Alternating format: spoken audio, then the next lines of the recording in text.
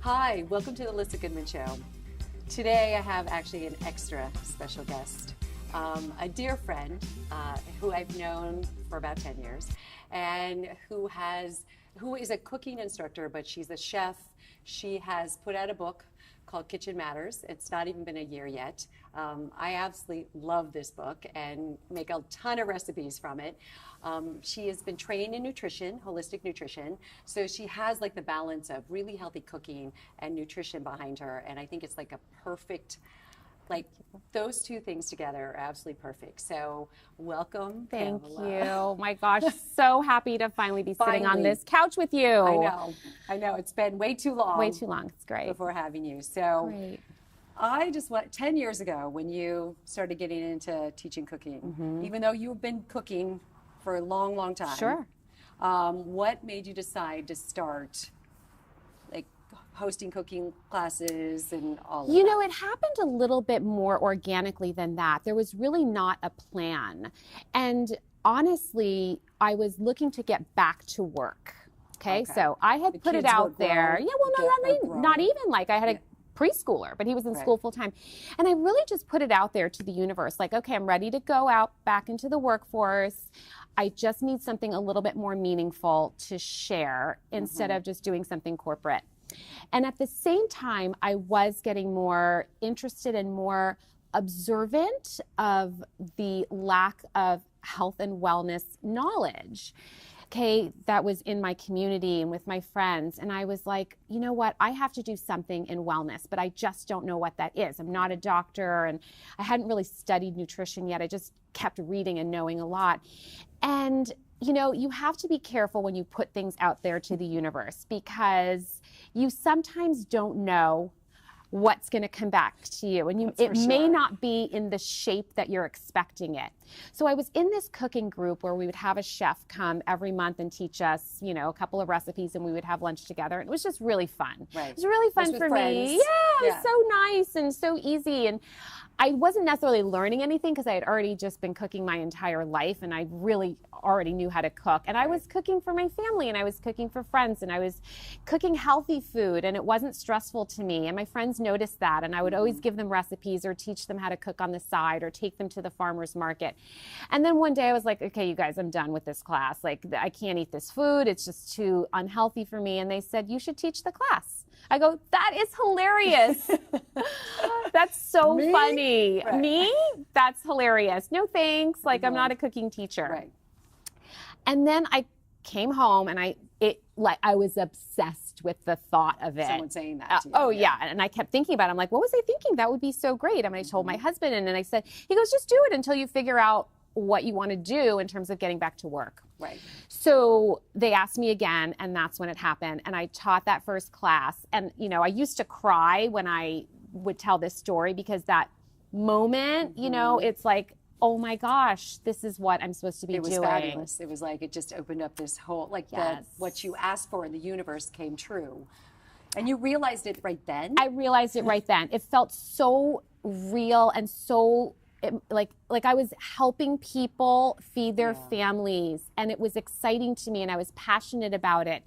And I loved learning more to help them. Right. So when I got that feedback after that first class, it was all I needed. And then it just, again, happened very organically. People would invite friends and then they would start their own groups. And then all of a sudden it was just, it exploded. Right.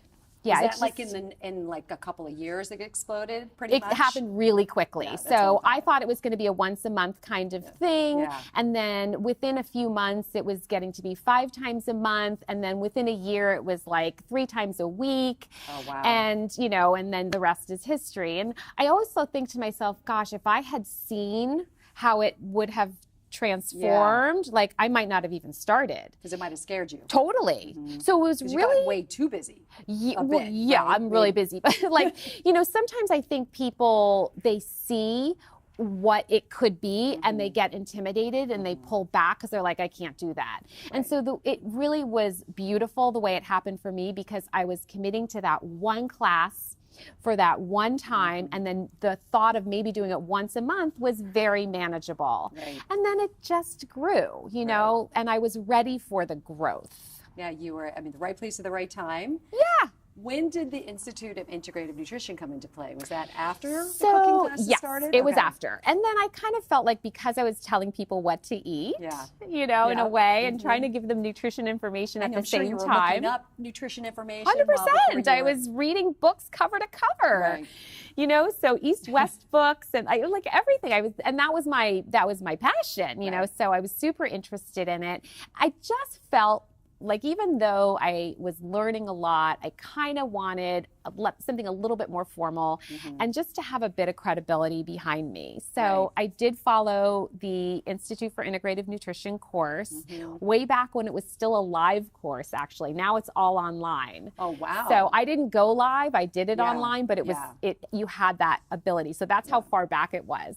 And that was great. It was what I needed. Right. You know? So what have you learned through this whole, you know, venture of the 10 years of cooking, and, you know, what are some things that really come out of this for you in terms of what you get out of it? Well, for me, it just, again, it feels very meaningful for me to, you know, to give this gift of empowerment to mostly moms who are just so desperate to feed their families healthy food, to nourish their families and not be stressed out about it, and just give them the confidence to do that and the skills to do that. So that so to we're me, heading in that direction. More and more families, more and more moms definitely want to know how to do that. There has been a huge awakening in this whole space of wellness where people really are starting to make that connection, if they haven't already, between food and health. Okay, so there, you know, it's not controversial. Right, it's pretty simple, and it's not controversial, but it has been eye-opening for me because I grew up with parents who cooked, and we had gardens, and we were composting, and my dad grew up on a farm in Italy. Oh, yeah. My dad grew up on a farm in Italy, so it was just a very natural way for us to live with the compost heaps. He still does it with gardens. And did you eat together as a community and a family every night? Always. So you had You had that background. We ate dinner together every night. Wow. We ate with our extended families on Sundays, and we ate fresh food all the time. It was super simple. My mom didn't have a ton of time to be experimental. Right. I was already a foodie, and I said to my mom, you know what, why don't I cook dinner once in a while just so that we could have something a little different. How old were you? Oh, like 15. I mean, you know, so she wasn't even slighted by it. She was just like, you go. Like, I'm happy to have a night off. And so that's how, you know, it's kind of how it started. I mean, it was like cooking for my family. And so what has been eye-opening also for me is just that people didn't grow up like that. They didn't grow up knowing about seasonality in food. They didn't grow up understanding that fast food is really not good for you, and to, you know, keep it fresh. But also just that cooking doesn't have to be complicated, you know, and that's what I learned. So my parents really instilled something super valuable in me, and that's what I'm trying to help these gals with. Right. And the nutrition part, like, have you watched some of your people that you've been doing cooking classes with for years change in terms of health and, you know, 100%. I know that's what I would have 100%. And there are some people whose houses I've been going to for 8 years, 10 years, and just to kind of watch their pantries, how they've transformed slowly. I was never that person to be judgy. I never went into somebody's house to teach them how to cook and then been like, oh, like what's going on with the, you know, what brands, and never. But those subtle little, you know, this is a better option. Let's try this instead, kind of thing. So to see that growth and evolution has been really rewarding. But also, you know, when people come back to me and they're like, oh my gosh, my kids, I never thought that they would eat something like this or a salad or be okay with zucchini in their brownies. I can't believe it. And they're they feel so good about it. So influencing generations, not just this one. Totally. Yeah, that's pretty beautiful. It is. It is. I have a question because I watch you on Insta Story, of course, a little obsessed with like watching all your cooking stuff. But do you ever get tired of cooking? Like a little, like, or do you, Yes. Because you're cooking all the time and you're always experimenting. Yes. And sometimes I do. I always give myself Saturday night off. Okay. No matter what. And I always have. Because again, I've always cooked. I always Right. cook for my family every night. There have been times where because I'm cooking all day and then I get home and sometimes I'm recipe testing or I Right. have a deadline for something. And sometimes I do get a little bit like, I can't do this anymore. Right. I've been on my feet already. Right. But I still sometimes push through because I can't throw in the towel and order takeout. That's also not what I want. My next question. That rarely happens in your house? No, it does not happen that much. So Okay. I have my dinner planner, Yeah. thank God, because then I would be ordering takeout. Right. So I already know what I'm making for dinner. Some of it might have already been prepped by me in the morning or the day before. So it is it's even easy. Yeah, it's easy. I don't really have to think about it that much. A lot of people will say to me, oh my God, your family's so lucky. I'm like, well, to tell you the truth, I don't cook just for my family. I cook for me too. Yeah. Like I want to eat healthfully. It makes me feel good. Feeling good is really important to me. It helps me be able to do everything that I want to do. Right. Feeling bad is one of the worst things in the world. Like life is great until you don't feel well. Exactly. So you hit that wall and yeah. So sometimes I really don't feel like cooking, especially like at the end of a long week where I've had a lot of cooking going on. Just be honest. Do you think your girls or your son would ever pick up some of this? Absolutely not. Oh, No. really? No. Oh, my darn. No. I mean, they love eating. My girls especially eat very healthfully Yeah. now, and they're in college. And so one of my daughters has her own apartment, and I did teach her how to cook. Before she got her apartment, she said to me, please just teach me some basics. That was super fun for me and super rewarding. And so one summer, we just like a couple times a week would just make a few things together. And so she cooks on her own, and she cooks with her roommates, and they all have the book. It's hilarious. They send me little text messages. So that's great. But they are not necessarily interested in this space that I'm in. Yeah. Right.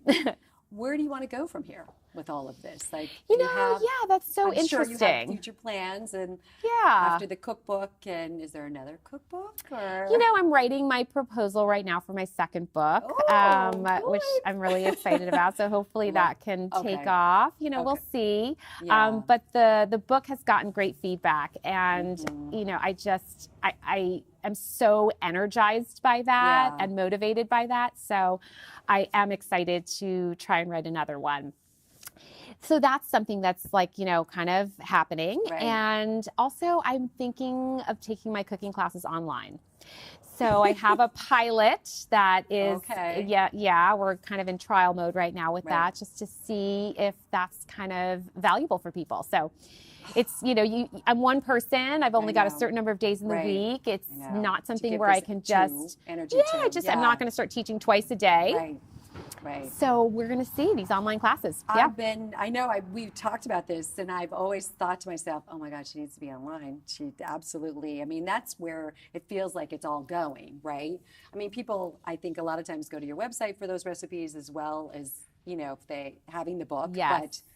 But the online and teaching somebody how to actually do this is pretty spectacular. Well, but that's also been, as you know, from your interaction with private clients 101 versus interacting with people virtually. It's a completely different relationship. It's much more honest, and you really get a sense of what people are afraid of and what they need, what their challenges are. And that's kind of how I wrote my book, is from that interaction in my classes. It's like those questions that kept coming up and over and over and over again. I'm like, oh, that's for the book. I've got to put this in the book. So, when you have that different relationship, I need to figure out how to then leverage that again. So that's where I think the online classes could be really helpful for people. Right. Absolutely. Yeah. When you do the Insta Live, do you get a lot of people watching and asking questions, I'm sure? And really interesting questions. Yes. And I haven't been super organized about setting times for Instagram Live. It usually just happens when I'm like, exactly. When I'm in the kitchen and I don't have like my son needing me to test him on his spelling on one hand and then, you know, the dog's over here and whatever. So when I do get on Instagram Live, yes, I love the questions because they're so real. And a lot of times people don't want to, you know, take the time to go on the blog and ask a question and they think it's a dumb question, which I don't believe in. And there's never a dumb question. Never. Never. So, and what about the nutrition aspect? I mean, is that something you want to dive more into, or you're just constantly diving into it, you know, learning more? Because here's how I feel about nutrition is it's a little simpler than people think, okay, in one respect. And then it's complicated because there's so much information out there. So what I'm really trying to do, because I'm not counseling people one-on-one, I am trying to teach to a group of people at one time, is to really bring it back down to the fundamentals. And I'm always encouraging people to kind of listen to their own intuition about nutrition because it's in there. People know what to eat. They do. They don't necessarily want to hear that because they don't want to pay attention. Yeah, because people sometimes want to have the license to get away with eating a truckload of meat because somebody out there said that they could. And so sometimes people are just looking for what they want to hear. But what it comes down to is pretty simple and pretty basic. It's number one, just listening to your own body, because that's why there are so many books out there, because there's not one that's right for everybody. True. I mean, you know this. Everybody has a different body. Everybody has different likes. We have different backgrounds of things that work for us and don't work for us. And also, as we are aging, as we get older, we are also shifting. Different things. Totally. I mean, I'm different now from when I was 30 and when I was, 37, and I'm changing. And, so I'm always just really encouraging people to think about who they want to be and how they want to feel. And if they want to be light on their feet and creative and energetic and positive and stable, you have to eat to support that. So it's, to me, an anti-inflammatory, low glycemic diet. If you want to eat animal protein, you go right ahead. But it has to be clean. It cannot be factory farmed. It has to be pastured and wild and grass-fed. And you can't eat 3 pounds of it in one sitting, right? And if you want to eat carbohydrates, go ahead and eat carbohydrates. It's fine, but know your portion size and know that those carbohydrates, if you overeat them, are going to raise your blood sugar. And blood sugar stability is the key, in my opinion. So you can follow any diet you want, as long as you're eating whole, unprocessed foods as much as possible, a wide variety of them, eat seasonally, and keep that blood sugar stable. That's it. I know. It is as simple as that. It's as simple as that. That was so beautiful. It is. I mean, I think that we all complicate things. The internet complicates. People are just trying to grab at whatever they can to feel better, and it just really does come back to that. I'm sure people, are messaging you all the time. Have you heard of this ingredient in this? I just bought this packaged food, and it has this. What do you think about that? What do you think about this alternative sweetener? I'm like, people, where is this ingredient from? You can't make it. You know that it's not good for you. And I'm not going to tell you it is. So eat something more whole, more real, less processed. It is kind of interesting that you say that. I mean, because when I sit with clients and you're with people, with the cooking, I mean, when you ask those questions back to them, they always do give the answer. They know what's right for them. They know what to eat, what not to eat. They know that ingredient on that package is not good for them. They all I know, and that's when I go to the grocery store once a week, and I do my Instagram stories at the grocery store, and I'm trying to get people into the habit of reading that label, flip it, flip that package, read that label, look at those ingredients, look how many servings are there. It's not an instinctual thing for people to do, but I want it to be. So that's so smart. Yeah. So because sometimes people will also take a picture of a package and they'll send it to me and they'll be like, "What do you think of this?" I'm like, "I don't know. What's in it? Let's see. You can read it? What's Right. in it? Right. So I I read it want as much as I can. yeah, but like I want people to start doing Right. that. You know, it's in their own power. You know, Right. their health is in their hands, Yep. and nobody You should own it. totally. And that's what is so powerful about cooking, is because then you can control Yeah. what What's you're going in. eating. You can decide what is going in your food, and you can decide how much of it, you know, you're going to eat. So it's in our hands, and nobody is going to care as much about you and your family as you do. Right. Oh, And it's nobody else's responsibility Right. either. It's not the government's responsibility. no. to- Or the doctor. Nope. Or any of that. Right. Nope. Nope. Or your friends. It's you. It's Yeah. Well, I ask all my guests if they had to sum up their mission in one word. What Oh. would yours be?